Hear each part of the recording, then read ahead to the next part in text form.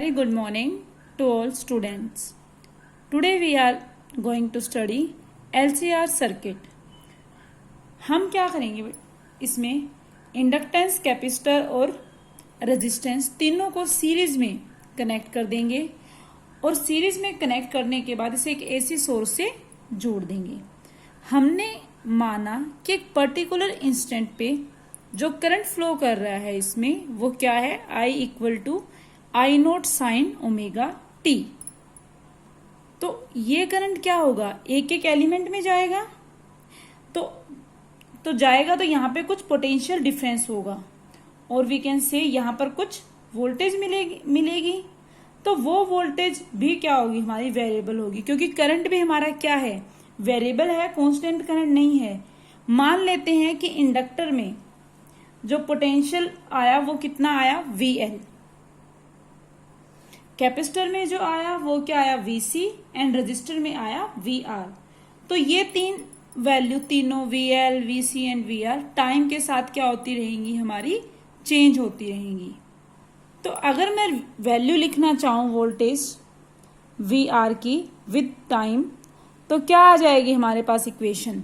आपको पता है इस केस में क्या होता है, current and potential are in same phase. Resistance के केस में यही होता है। तो सेम फेज में है तो क्या आएगी हमारी वी नोट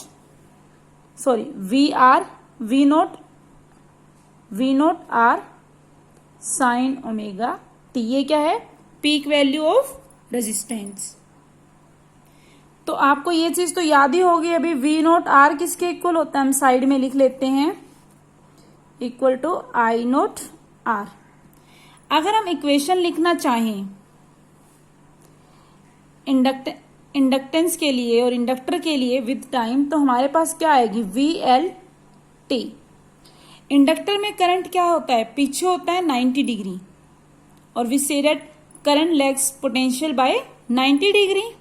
तो जब 90 डिग्री पीछे है करंट हमारा, तो इसमें क्या करना पड़ेगा पोटेंशियल के लिए मुझे, प्लस, तभी तो करंट 90 डिग्री पीछे होगा। तो मेरी इक्वेशन क्या आ जाएगी, V note L sign omega t plus pi by 2। Next अगर हम कैपेसिटर के लिए देखें इक्वेशन तो हमारे पास क्या आएगी, VC with time V note C sign omega T. अब कैपेसिटर में करंट क्या करता है, लीड करता है। तो करंट अगर लीड करता है तो हमारी पोटेंशियल की इक्वेशन क्या हो जाएगी, माइनस पाई बाय 2। कुछ छोटे छोटे टर्म्स जो सबको, V नोट L किसके इक्वल होता है, I नोट XL, और XL क्या है, इंडक्टिव रिएक्टेंस। और XL की वैल्यू क्या होती है हमारे पास, XL equal to omega L। इसी तरह से V नोट C क्या होता है, कैपेसिटिव रिएक्टेंस, और इसकी वैल्यू XC होता है, और इसकी वैल्यू क्या होती है XC की 1 में ओमेगा C। अब हमें क्या देखना है, नेट वोल्टेज जो हमने सोर्स को वोल्टेज प्रोवाइड की थी वो क्या होगी, हमें कितनी मिलेगी। और वी कैन से कि हमें क्या करना है, कुछ क्या होगी, वी नोट साइन समथिंग। तो हमें वी नोट फाइंड आउट करना है कि वी नोट कितनी होगी। तो वी नोट हम फाइंड आउट करेंगे with the help of phasor diagram.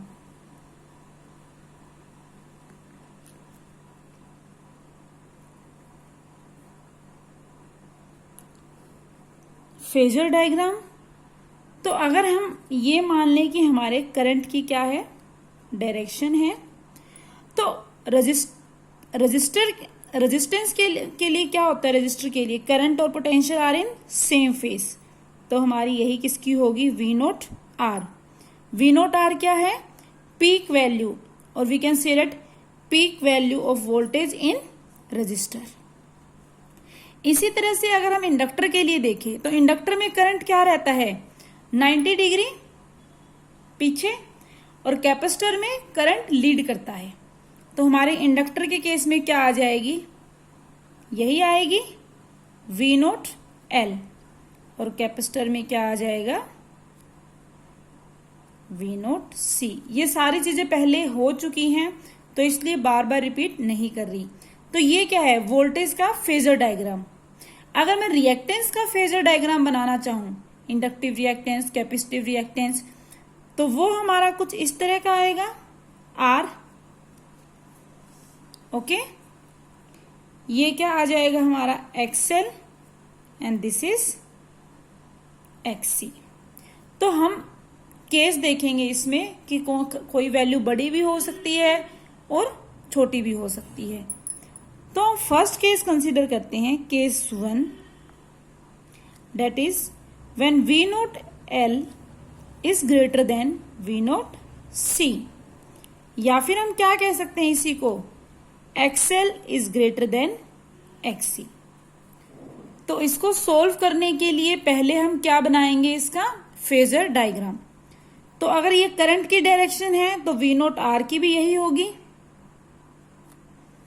तो अब हमें क्या देखना है, आपने देखा है ये क्या होता है, V नोट L और ये क्या है, V note C, means peak value of voltage in capacitor और ये peak value of voltage in resistor, sorry capacitor, inductor.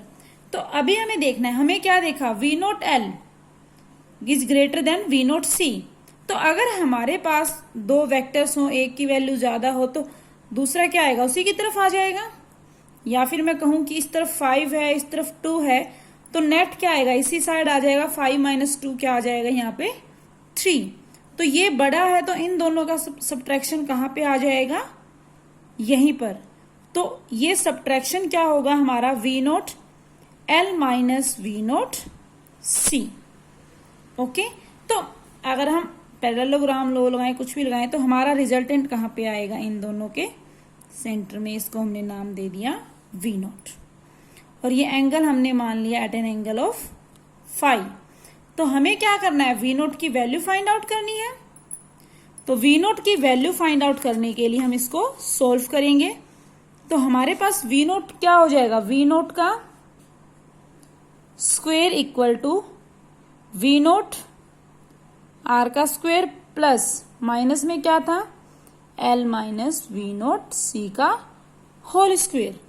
और आपको पता है V नोट R किसके इक्वल होता है, I नोट R के। इसी तरह से हमारा V नोट L किसके इक्वल होता है, I नोट XL। XL क्या होता है, inductive reactance, which is equal to omega L। तो सबको जब हम सब्स्टिट्यूट करेंगे तो हमारे पास क्या आ जाएगा, V नोट का square, it come outs I nought XL minus I note XC का होल स्क्वायर। फर्दर हम सोल्व करेंगे, I नोट का स्क्वायर R स्क्वायर। तो यहाँ पे I नोट को हम कॉमन ले सकते हैं, तो I नोट का स्क्वायर क्या आ गया, बाहर आ गया। तो हमारे पास क्या बचा, XL माइनस में XC। नेक्स्ट तो हम इसको सोल्व करेंगे तो हमारे पास क्या आ जाएगा, I नोट स्क्वायर को हम बाहर ले आऊं तो ब्रैकेट में क्या बचेगा, R स्क्वायर प्लस, सॉरी यहाँ पे स्क्वायर था, XL माइनस XC का होल स्क्वायर, यही कुछ है। तो V नोट की वैल्यू हमारे पास क्या आ जाएगी, V note equal to I nought, ये क्या हो जाएगा, under root R square plus XL minus में XC। तो हम लेते थे V equal to I R, V note equal to I nought R। तो ये एक तरह से क्या है, लाइक रेजिस्टेंस, यानी ये सर्किट का क्या मान सकते हैं, एक तरह से हम टोटल रेजिस्टेंस की तरह ही एक्ट कर रहा है। और इसको हम नाम देते हैं Z से, किससे डोनेट करते हैं, Z से। और क्या बोलते हैं इसको, इम्पीडेंस। जैसे कि हम डबल की बात कर रहे थे कि अगर किसी सर्किट में क्या लगा हुआ, इंडक्टर और कैपेसिटर लगा हुआ एक साथ, LR सर्किट है या LC सर्किट है, हम वहां पे रिएक्टेंस नाम दे रहे थे, सिंगल के लिए रिएक्टेंस दे रहे थे। तो यहाँ पे हम क्या देते हैं कॉम्बिनेशन में, रिएक्टेंस। इस पूरे को क्या बोलते हैं, impedance, just a mistake pronunciation, इसको हम क्या बोलते हैं, इम्पीडेंस।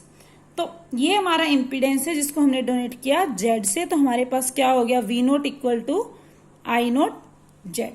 ओके, तो हमें V नोट तो पता चल गया क्या है, I नोट इंटू ये हमारा V नोट है।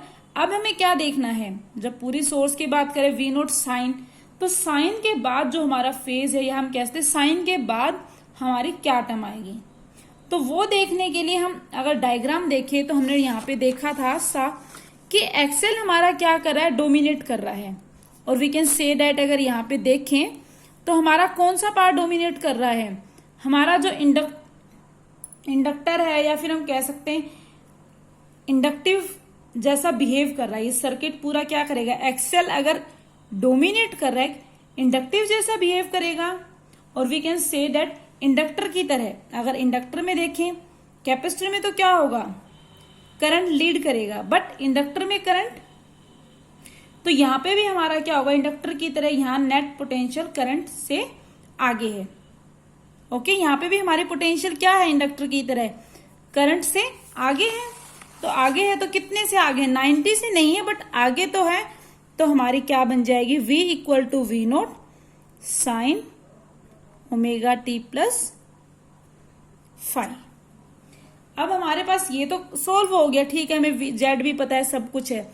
अब मेन क्या बचा हमें, फाइव, कि फाइव कितना है ये निकालने। इसके लिए हम फिर से वही डायग्राम हमारा ड्रॉ करेंगे, फेजर कौन से वाला करेंगे, रिएक्टेंस वाला।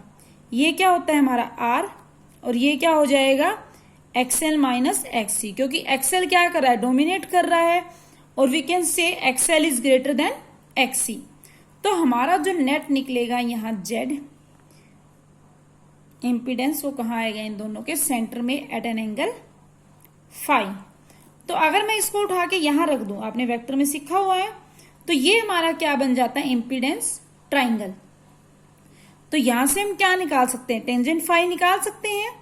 तो टेंजेंट फाइव मेरा क्या आ जाएगा, ये क्या हो जाएगा, XL माइनस में XC अपॉन में R। तो ये था हमारा फर्स्ट केस। सेकेंड केस की हम बात करें, केस सेकेंड केस है, मैंने माना when V note L is greater than V note C, और we can say when XL is less than XC, sorry V note L, ये तो हमारे पहला केस यही लिया था, is less than V note L is less than V note C, ये तो हो चुका था केस हमारा। तो इस केस के लिए सिमिलरली वही स्टेप हम फॉलो करेंगे। तो इसके लिए हम क्या बनाएंगे, पहले फेजर डायग्राम। तो हमारा फेजर डायग्राम क्या होगा, R तो करंट की डायरेक्शन में होगा, अगर ये करंट की डायरेक्शन है तो V नोट R तो सेम फेज में होगा। तो हमारा V नोट L क्या होगा, इस तरह से, और V नोट C ये। अब की बार बड़ा कौन है, V नोट C, तो सब्ट्रैक्शन कहाँ, यहाँ पे आ जाएगा हमारा। तो इसको हम क्या लिखेंगे, V note C minus V note L, और इनका जो रिजल्टेंट आएगा वो कहाँ आएगा, सेंटर में at an angle of five. तो हमें क्या निकालना है इस केस में, V नोट की वैल्यू जब क्या है हमारा, V नोट C ग्रेटर है। और वी कैन से दैट क्या है, peak value of voltage in capacitor greater than peak value of voltage in inductor. तो इस केस में अगर हम सोल्व करेंगे तो हमारे पास क्या आ जाएगा, V नोट का square equal to V note R का square plus V note C minus में V नोट L, यही था हमारा का होल स्क्वेयर। सोल्व कर देंगे, वैल्यू सब्स्टिट्यूट करके, पहले बता चुकी हूं तो बार बार यही चीज बताने की जरूरत नहीं है। इसकी वैल्यू क्या होती है, I note XC minus I nought XL का होल स्क्वेयर। तो I नोट स्क्वेयर को मैं क्या कर सकती, कॉमन यहां से बाहर लूंगी तो क्या बचेगा अंदर, R square plus XC minus XL का स्क्वेयर। तो ये हमारे पास टर्म्स बची। और ये क्या है हमारा इम्पीडेंस Z से। तो मैं क्या लिख सकती हूँ यहाँ, अगर इसी को मैं V नोट लिखूं, सॉरी, तो क्या हो जाएगा, I नोट अंडर रूट, सो ये R square plus XC minus XL का होल स्क्वेयर, और ये हमारा क्या है इम्पीडेंस, जिसको हम बोलेंगे Z। तो हमारा क्या हो जाएगा, V note equal to I note Z। तो हमने देखा Z को कोई फर्क नहीं पड़ता कि XL बड़ा है या फिर XC। क्यों नहीं पड़ता, आप कहोगे यहाँ पे तो क्या है, XL माइनस XC है, और इसमें क्या है XC माइनस XL। बट बेटा ये क्या है, स्क्वायर है पूरे का, तो चाहे वैल्यू कुछ भी हो स्क्वायर होने के बाद तो वैसे ही वही आ जानी पॉजिटिव। तो इसमें क्या हमने देखा कि जेड में कोई चेंज नहीं हो रहा, कोई फर्क नहीं पड़ रहा, चाहे एक्सएल बड़ा हो या फिर एक्सी। यहाँ पे हमने क्या देखा, करंट क्या कर रहा था, लीड कर रहा था। डायग्राम जब बनाया था करंट क्या कर रहा था, लीड कर रहा था। तो हमारे पास जो इक्वेशन आएगी वो क्या आ जाएगी, V equal to we naught sine omega t minus five. हमें क्या देखना है इससे भी, टेंजेंट फाइव देखना है।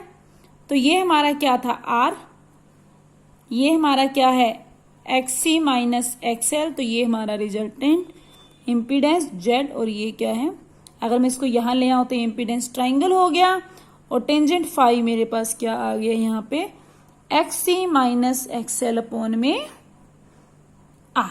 ओके, ये हमारा था second case. Next we will discuss about third case.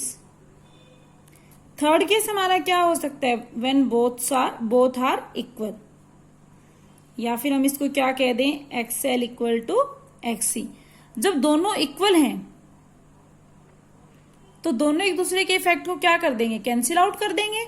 We nought L और किसके, वी नोट सी, दोनों का इफेक्ट क्या हो जाएगा, कैंसिल आउट हो जाएगा। तो हम देखेंगे जिस डायरेक्शन में करंट है उस डायरेक्शन में क्या होता है हमारा पिक। तो अब जब दोनों एक दूसरे के इफेक्ट को कैंसिल आउट कर देंगे तो हमारा वी नोट भी कहाँ आएगा, यहीं आएगा, क्योंकि दोनों इक्वल हैं। पहले तो जो बड़ा था उसकी तरफ हम ले रहे थे सब्ट्रैक्ट करके, बट जब दोनों इक्वल हैं तो हमने देखा उसी डायरेक्शन में आएगा। तो हम क्या लिख सकते हैं, V equal to we nought R। Means ये बिल्कुल किसकी तरह बिहेव करेगा, when AC circuit containing resistance only, और we can say that pure resistive circuit.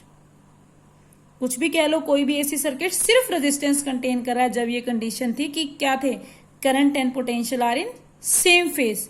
वही यहां पे मिलेगा अगर दोनों इक्वल है, v nought L equal to we nought C. तो हमारा जेड क्या आ जाएगा, इक्वल टू आर। आप यहीं से देख लो,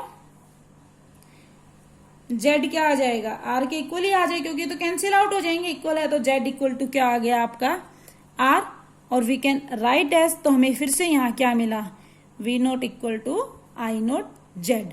और इस कंडीशन को हम क्या भी लिख सकते हैं, दोनों इक्वल हैं क्योंकि V naught equal to I note R, और इसको हम बोलते हैं रेजोनेंस कंडीशन। वो हमारा एक पूरा नेक्स्ट कल वाले वीडियो में हम स्टडी करेंगे। तो आज हमने देखा अबाउट LCR सर्किट, और हमने स्टडी की उनके 3 पर्टिकुलर केसेस। सो स्टूडेंट्स, आप इसको ध्यान से देखो, और इस पे बेस्ड जितने भी न्यूमेरिकल्स आपकी बुक में दिए हुए हैं, try to solve all those numericals.